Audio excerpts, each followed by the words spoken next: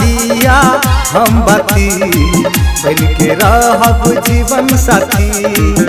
हम दिया बाती बन के रहब जीवन साथी। सब देलौ आहा के हम अपन जिंदगी। सब देलौ आहा के हम अपन जिंदगी। अपन जिंदगी आहा दिया हम बाती बन के रहब जीवन साथी। हम दिया आहा बाती बन के रहब जीवन साथी।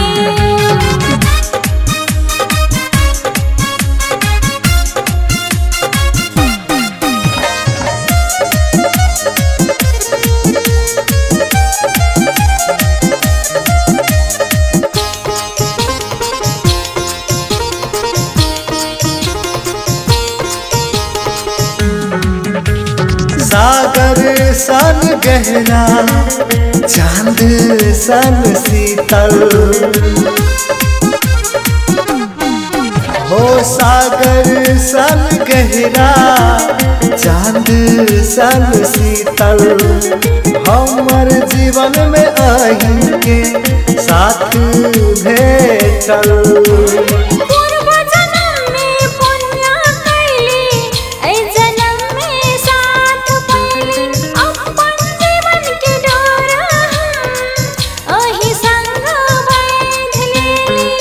अही संग बांध लेली हम दिया आहा बाती बन के रहब जीवन साथी। आहा दिया हम बाती बन के रहब जीवन साथी।